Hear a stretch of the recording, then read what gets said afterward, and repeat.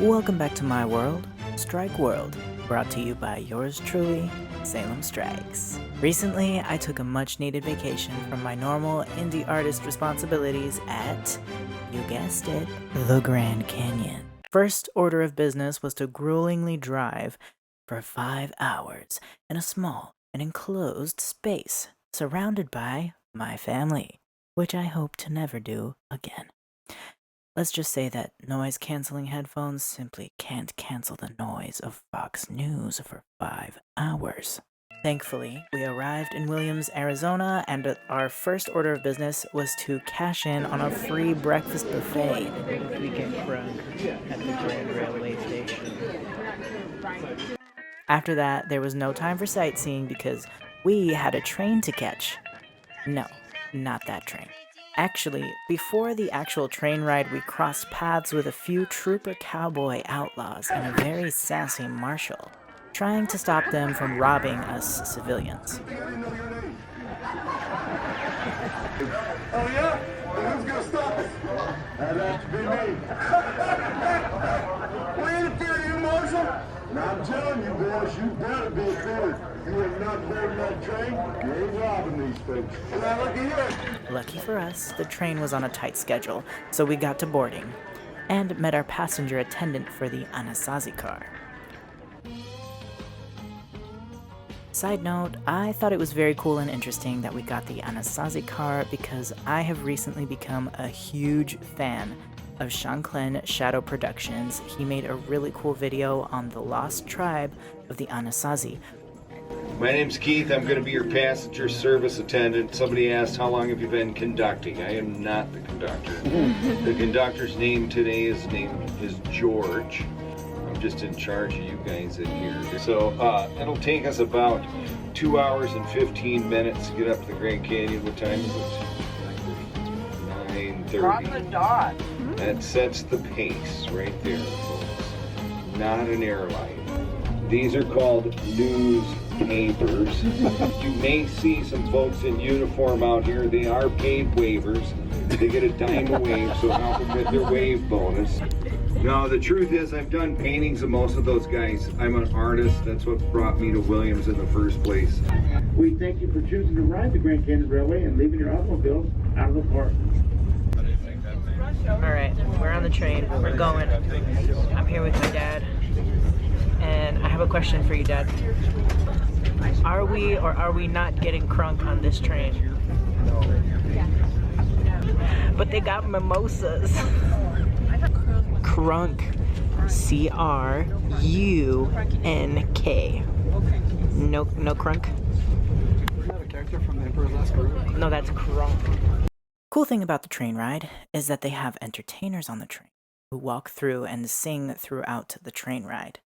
I caught a couple clips for you guys to see. By morning, up from San Antonio,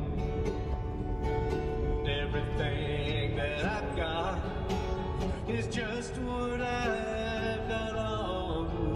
When that sun is high in that Texas sky, I'll be bucking at the county fair. Amarillo by morning. Update, we're getting crunk. After we got crunk, and by crunk, I mean I had one mimosa that was less juice and more champagne, and then promptly passed out for an hour and a half. We finally made it to the rim of one of the wonders of the world, the Grand Canyon. So it's in my contract, I have to do at least one Johnny Cash song.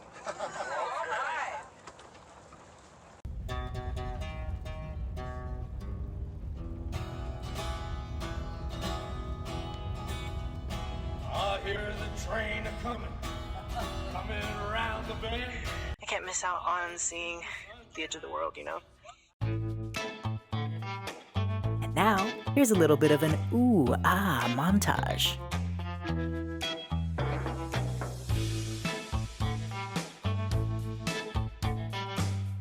Well, here it is.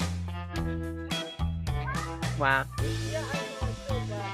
It's huge.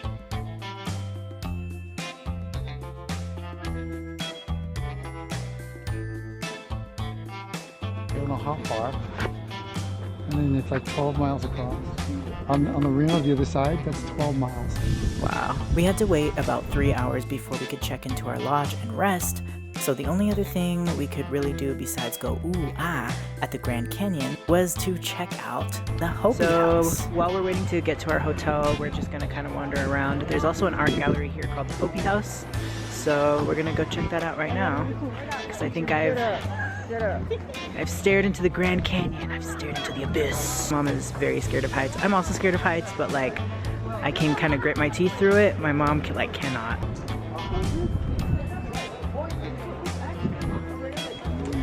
This is a beautiful museum built by Mary Coulter, who also designed most of the things you'll see at the Grand Canyon. And she was an architect, a female architect who had a love and appreciation for indigenous design and culture, which can be seen throughout the Grand Canyon today. Many of the items in the Hopi House are replicas that are labeled as handmade by indigenous creator. Now, unfortunately, not all of the items in there are labeled, so if you ever go to visit, check whether or not they are actually genuinely made by an indigenous creator, and not some mass-produced replica that doesn't go directly to support the native peoples. Although I couldn't find a piece of artwork that really resonated with me, I did find a book explaining the many paranormal instances that have occurred in the Grand Canyon. Leave a comment if you would like to see a video of me talking about the paranormal activity in the Grand Canyon. The stories I've read so far have been extremely interesting, and I'd love to share them. We made it to our cabin. We went and had lunch. Free lunch. Really good. Oh, and I got a cheesecake. It's in the fridge. I'm gonna eat it later. But we have about 10 minutes to rest. Finally put down all the stuff. I've been carrying my stuff with me this whole time. And then we're going on an evening tour of the Grand Canyon. Yeah, here we go.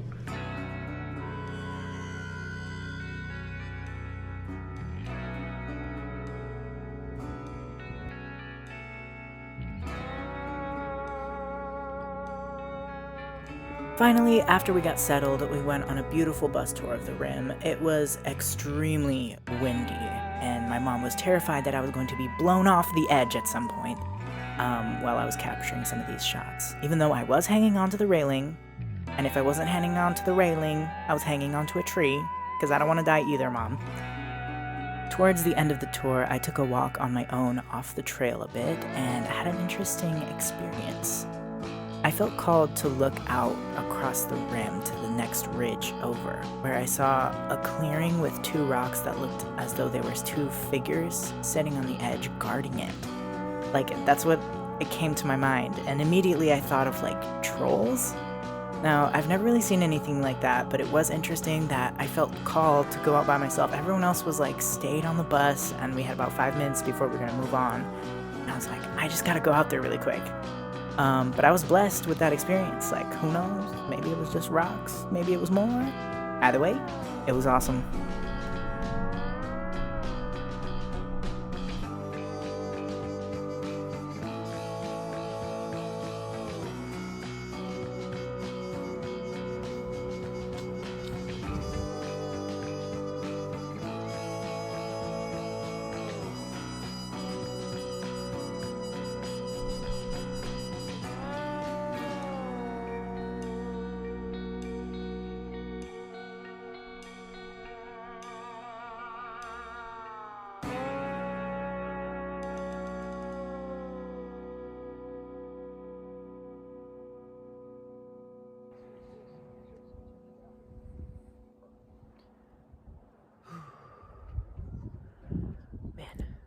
Just looking over the edge of the Grand Canyon makes you think of how fucking small we are. How can you not get just lost? Looking at that. The bus driver just stopped the bus because look at this. Wait, I thought that was a fucking bird, but it's not. Oh my god, I'm tripping. But anyways, check out this sunset. Oh my god.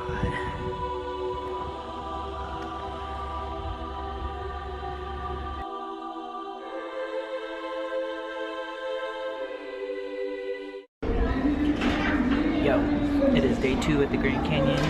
My hair, listen, I'm growing out an undercut, so it's gonna look funky for a while, but I tried to braid them, and I braided keys into it, so I'm a little jingle jangly. I love it. I love being jingle jangly. Check out this cup I got. Yesterday we went on an evening bus tour, and we had this lovely Bulgarian man who told us all about a lot of the history of the place.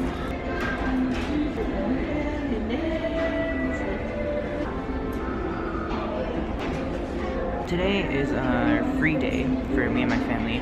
My family, for some reason, decided that they want to go take a freaking bus, walk all this way just to go get breakfast, and I was like, catch me outside with the trees and the bees. I'm gonna go get a salad and eat. And I just finished my salad, so it's trees and bees time. I'm gonna make a to-do list for what I'm gonna do today. I don't know when my family's gonna come back, but we're gonna meet back at our lodge at some point today. So to do things I want to do today. 1, I want to juggle and record some video content of me dancing. 2, I want to walk around, look at nature, and be inspired and amazed, and look over the edge of the Grand Canyon into the void, into the abyss. And lastly, I just want to take some really nice pictures, TBH. Make some really good pictures. I ate my salad, I have my coffee. That's fucking dope. Day 2 was mostly me time, since I really wanted to just experience the art of being at the canyon and not running around and worrying about things.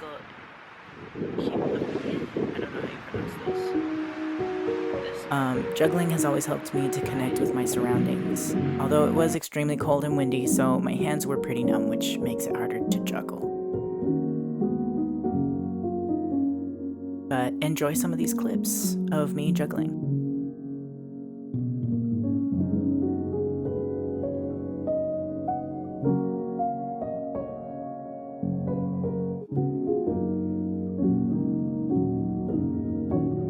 Eventually, I met up with my family and we did some gift shopping. I really wanted to go on a hike, but to be honest, this trip was woefully unplanned. So we weren't really prepared to hike for 10+ hours.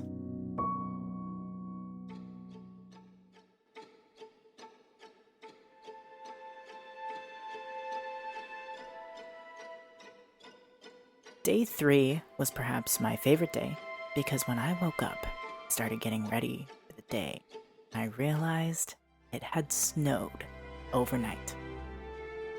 This was such a magical and unforgettable moment for me.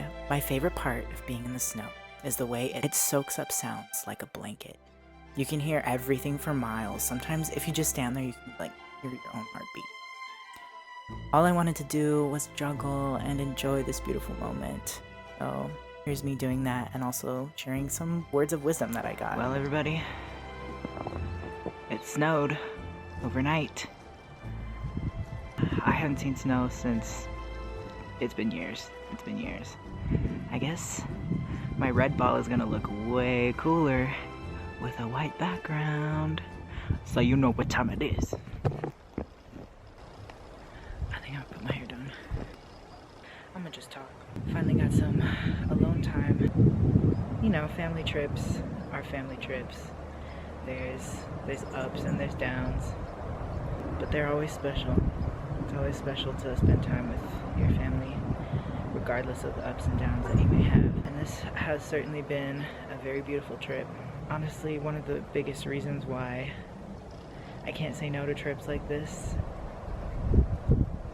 is because of the connection with nature that I think everyone should have.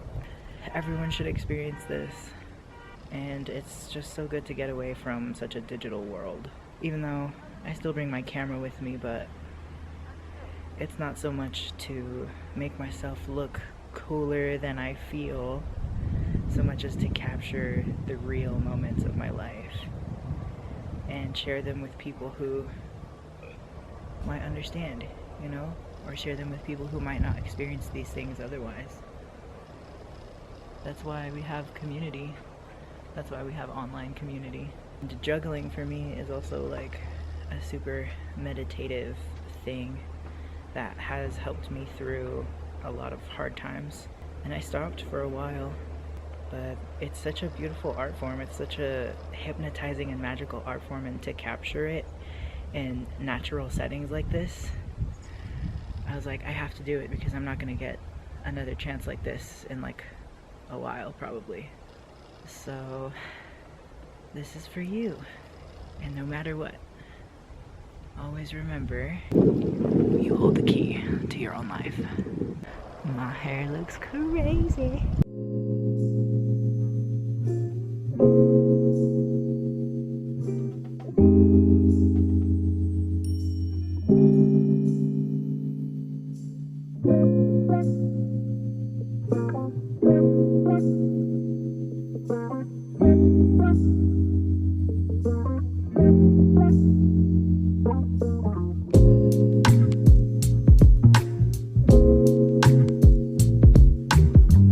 Sadly, it was our last day and we had to check out of the lodge, but this time I decided I had to do one more thing while we waited for the train.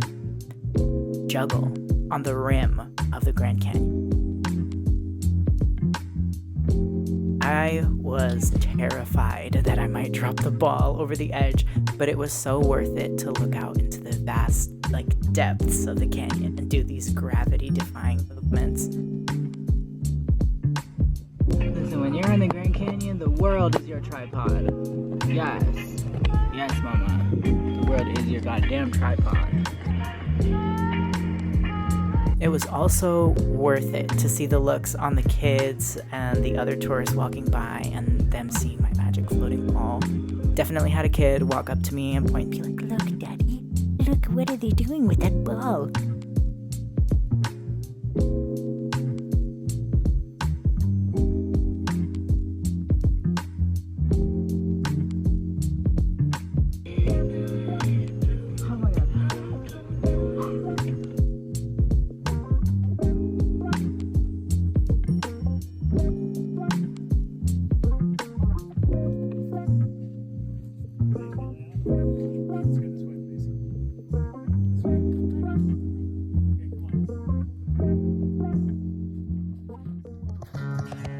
Eventually we had to leave, but the adventure wasn't quite over yet.